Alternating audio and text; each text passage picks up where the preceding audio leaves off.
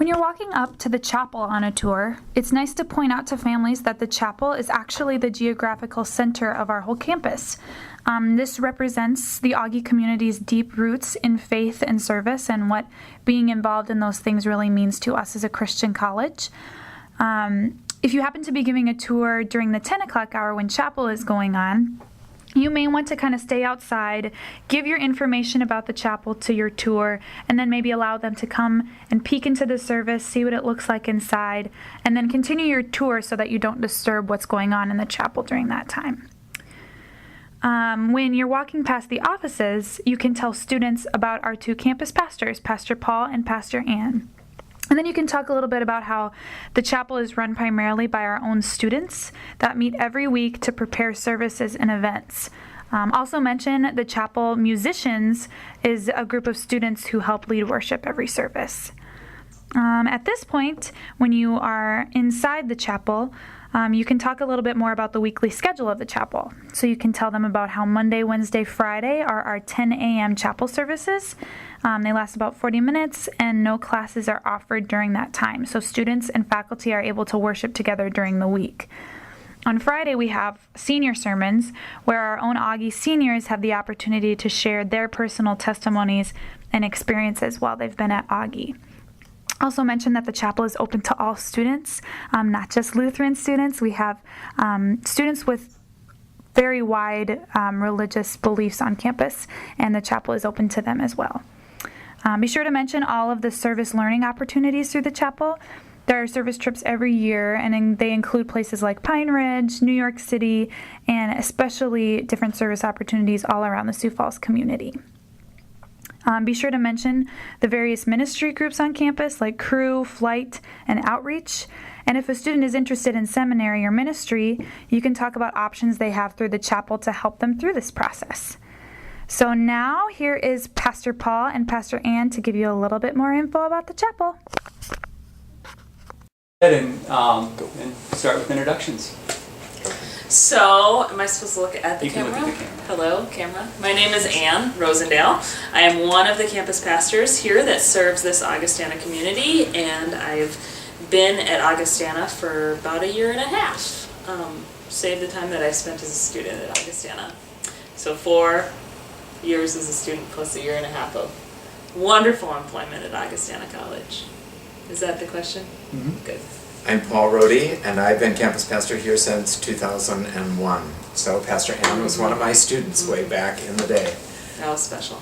It was wonderful, and it is wonderful to have you back. We both serve the worship life of the community. We're available to students when they have particular needs, do a lot of grief work, but we also listen to students who are discerning vocation, working through decisions about their lives, from summer jobs to all kinds of other things, and are very involved with programmatic things that we're eager to tell you about. And this is one of our mascots in the chapel, Pink Jesus, Who answers questions. and serves us well. Okay, so Pastor Paul, take us through a typical week in the chapel. Well, chapel worship happens Monday, Tuesday, Wednesday, Friday, and Sunday. The Monday chapel is at 10 o'clock in the morning, and it's a service of word and prayer. Sometimes it's sung prayer. A lot of times it's professors speaking from various points of view. We have guest pastors come in so that we have people speak from across the Christian and faith perspective. Tuesday night is Common Ground. It meets at 9 o'clock here in the chapel. It's student-led and an alternative, emergent kind of worship. Communion is also celebrated there. Students are planning that. There's no preaching. There's a Bible study discussion at the middle of that. Wednesday is our service of Holy Communion. Pastor Ann and I or professors preach at that, and we have communion. We love that ensembles from the music department come just about every Wednesday. And on Friday, senior students speak at 10 o'clock. And any student who wants to speak is welcome to speak here. We really enjoyed those days. It's so great to hear the perspective of what college has been in students' own words and how their faith has been impacted. Sunday morning is a worship of the student congregation. That happens at 11 o'clock. And it's really our soup kitchen of student leadership. The students make lots of decisions about that worship. It's led by student musicians, often includes students in the liturgy and in preaching and other roles. Okay. So in addition to attending worship services, how can students, and you mentioned a little bit, get involved in leadership or in campus ministry or outreach? Can you talk about that? So there's lots of ways for student involvement in campus ministry, and we really like to think of our campus ministry as student-led and really have students take ownership in what happens here in the chapel and in ministry all over campus. In addition to reading scripture or serving communion, those sorts of things, we also have students involved in a myriad of ways. One of the biggest ways that students like to be involved is by serving on an outreach team. And outreach teams are groups of maybe 10 or 15 students that meet once a week for fellowship and Bible study, and then about once a month they go out to area congregations and serve by either putting on a worship service on a Sunday morning for a congregation in need, or by going usually on a Friday night and putting on a lock-in for middle school or high school youth. And we have probably upwards of 100 students on campus that are involved in outreach ministries in some way or another. Those teams are student-led, and the people on those teams really enjoy getting to know one another, having fellowship with one another. So that's another really good way to plug in. And I don't know if there's a question down the list about service, but I'll also mention just regular opportunities to serve. Like once a semester we go to worship at the State Penitentiary, which is here in Sioux Falls. We worship with the St. Dismas congregation there. Really powerful experience. Our students come back changed from that. And then the other thing that we do once a semester is serve a meal at the Banquet, a soup kitchen here in town. Okay, so how can our student ambassadors eloquently discuss kind of the openness of the chapel and the community here, and really describe how welcoming it is for students regardless of their religious affiliation? So we really try in campus ministry to be welcoming and open and inviting to people, to all sorts of people, and people at all different phases of their faith walk. If they're just starting to explore, or if they really want to find deep roots here, we welcome people from all backgrounds, all traditions. You don't have to be Lutheran to come to participate in worship. You can be of any Christian tradition or faith tradition to participate in the things that we do here. And also we want to be really open to people's questions and people's doubts. This is a safe place to come, even if you're unsure of faith. So that openness is one of our top priorities here in campus ministry. We really want to emphasize that, because sometimes religion or things of faith can come off to be not so welcoming, but we really try here to be as open and welcoming as we can. Okay, in kind of along those lines, I know there's some specific programming for Catholic students. Talk about that. Sure, it may be helpful for ambassadors to know that typically approaching 20% of our student body is Roman Catholic. Mm-hmm. And so that being the second largest single group, we try to be particularly attentive. The Sioux Falls Diocese has appointed a priest to serve here. So there is Sunday evening Mass at 8 o'clock every week that school is in session.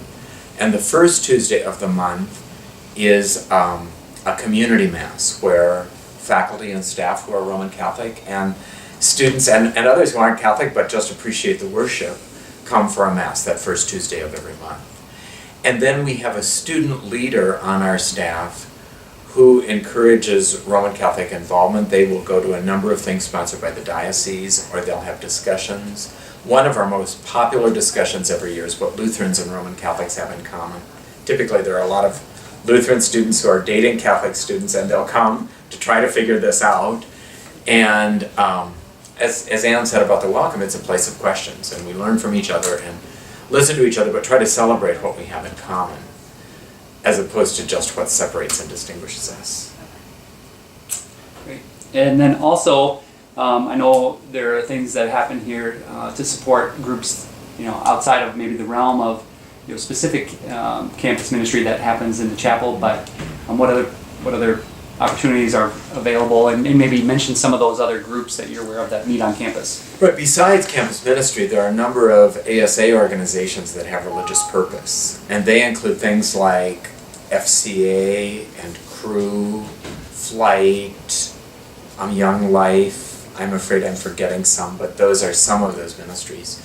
And the last couple of years, we have sought a weekly time. This usually happens on Tuesday mornings at 10 o'clock when representatives of each of those ministries comes to what we call a roundtable, so that we know each other and we can work on dialogue and cooperation and, again, help the welcome happen.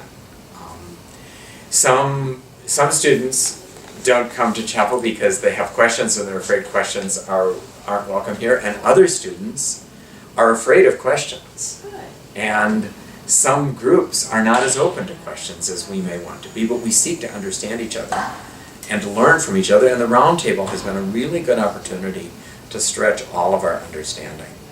I like to say that the campus pastors and maybe the chapel is beneath all the students. Sometimes the ASA organizations will say, well, we're not under you. Okay, you don't have to be. We don't have to be over you. We'll be under you. By that we mean we pray for you. I mean, we have some dollars that we can contribute for events that are happening. We'll offer support and perspective when that's helpful. And so that's a way that we engage, as Ann said, students in every leg of their faith walk. Okay, good. You mentioned this a little bit, but maybe more specifics about how the chapel supports students who are considering vocations in the ministry. Yeah, the most obvious thing that happens is that once a month there's a group that meets. That's the second Tuesday. The roundtable is the third Tuesday. Mass is the first Tuesday. So There's so much lots for our happening routine on meeting. Tuesdays. Yeah, Tuesday at 10. The group is called Koinonia, and it's for people considering a church vocation. So not just ordained ministry, but we try to help people realize there are lots of vocations that are church related. It can be youth ministry or educational ministries, counseling ministries, outdoor ministries, advocacy things. We have Augustana graduates who are administrators of homeless shelters, for example, that are on a roster of the church as trained ministers. So it helps people learn what's available. Music ministries, and we have a number of graduates who've gone on to get masters in music ministry, and they're choir directors and organists and band leaders and composers across the church. So that meeting helps that. Seminary admission reps come at least once a year or more often, and we facilitate them getting to meet students and students getting to meet them. I think for a lot of students, the thought that they might be being called into the ministry is really intimidating, so we try to make that safe, to know that you are still a human being and you can still have fun if you're called into ministry, and talk through some of that is encourage students to talk to each other. We're very supportive of students who work at camp. So we help host the camp fair when camp directors come, so that a number of our students work at camps across the country, and there's a special scholarship for students who do. It may be premature for an ambassador to mention this, but there are a number of scholarships for undergrads too who are considering the ministry. And so if at some point you're giving a tour to somebody who indicates this, it's really important that we know of that interest, because it's not like you need to have signed a dotted line. If you're open to it and thinking about it, there is good support available here. Okay. And you talked a little bit, and Paul, I think you can speak to this as well, about service learning opportunities, maybe spring break, and also some study abroad that have. You were going to do the seminary. So That's okay. You're doing a great job.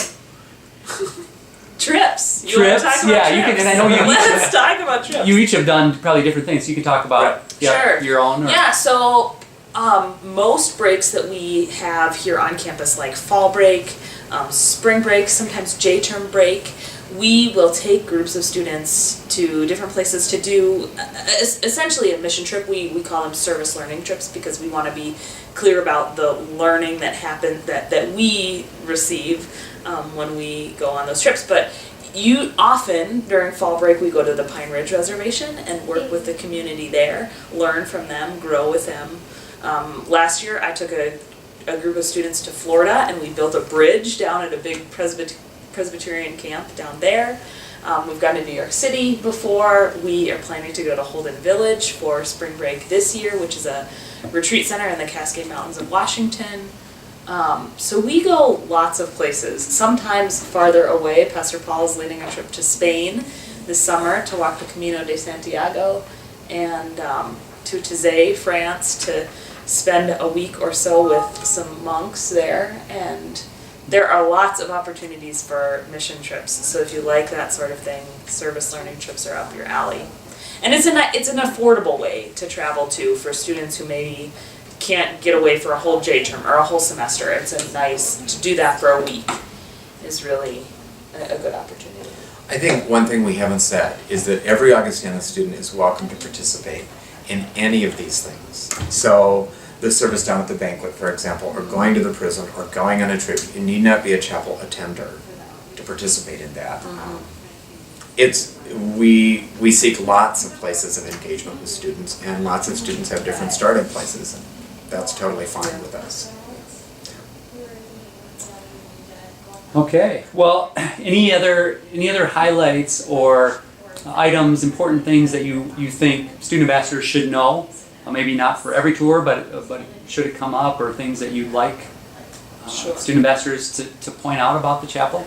You know, one thing I forgot to mention, just another opportunity, is Faith Fest. It's an event that we do every February. It's a retreat opportunity for middle schoolers, area middle schoolers, to come onto campus, and then our students kind of run and program that whole weekend. And that is a really fun, for students who just want to be involved in a one-time kind of thing, but a really fun thing. Faith Fest is a good opportunity for them to get involved and lead those middle schoolers in a weekend of faith and fun. Yeah, there are probably some other things that I would want ambassadors to know, and I guess a couple things come to mind. First, that we use language a lot here in campus ministry, like that we're about integrating faith and learning. And so we want folks to know that the chapel is a place where faith and learning are not mutually exclusive, but they're really essential to one another. And so the beliefs that we have are undergirded by the thinking that we do, and the thinking that we do is undergirded by the faith that we have. So that's really helpful language, I think, that we integrate or find intersections of faith and learning. The other thing that I think I would ask ambassadors as they bring students into the chapel is not to maybe say things like, this 10 o'clock hour is free time, so you can go back to your dorm and take a nap. It is, in a way.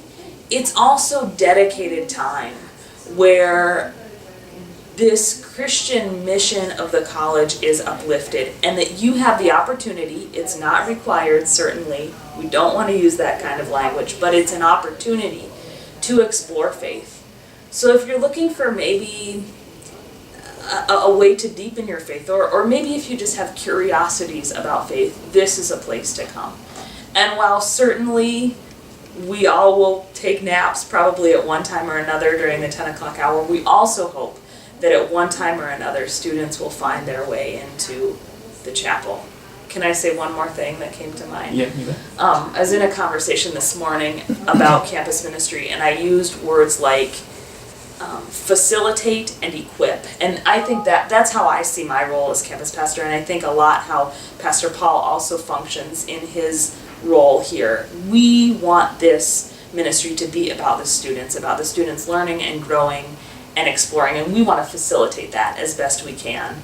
To not come down from on high and pronounce something, but to equip students for leadership in the church, so that when they graduate from here, they can feel confident going into a congregation of their own and participating in all sorts of ways, maybe by serving communion at a worship service, or maybe by serving on a committee or leading a trip somewhere. So those would be some final thoughts that I would have. I can pick up on some of those themes. One of the particular places of integration that I think is most powerful at Augustana is how many scientists are involved in our ministry, both faculty and students. This year, both presidents of the chapel are science majors, and science faculty are here a lot. And a lot of people coming to college assume that science and religion are at odds. But here we really work at the research and scientific questions undergirding faith and the freedom of faith, supporting that kind of question, exactly what you were saying about integration. I think too that with what Anne was saying about 10 o'clock, it's important for ambassadors to know that in the course of a semester, hundreds of members of the Augustana community come through here. Sometimes there are days that it is real thin. It's very clear when midterms are happening and other distractions. We're totally aware of that and we don't judge people for that. But there are also singular days there are hundreds of here, and over time, lots of people are here. So you don't need to feel self-conscious about coming. Lots of us are involved and lots of people really enjoy the involvement. And I think we would appreciate ambassadors reflecting that spirit and that energy, especially when the music ensembles are leading our worship, when the Augie choir is here or the brass choir is here. It's dramatic and there are lots of folks here, and that's very fun. Personally, along with words like facilitate and equip, a word that is so powerful to me is listen. Especially if you come to chapel on a Friday and hear seniors speak, it'll be very obvious that people are speaking from all different points of view, from the most fundamentalist to the most liberal, and our commitment is to listen and to be stronger for having heard each other. We don't censor any kind of speaking here. This is everybody's community and everybody's chapel. And I don't think people really appreciate the breadth of what's here unless you come more than once. If you come once and hear one voice and assume that's the chapel voice, you will miss the fact that it is one of, again, dozens of voices that in any given semester are speaking here.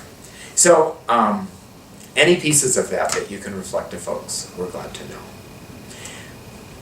I would say one more word, and that is fun. That we have lots of fun in the chapel. Let's ask Pink Jesus. Do we have fun in the chapel? Do we have fun in the chapel? What does Pink Jesus say? I forgive you. So Thank you, there's Pink forgiveness Jesus. and fun and faith all wrapped up. That's all. All right. Thank you. Thank you.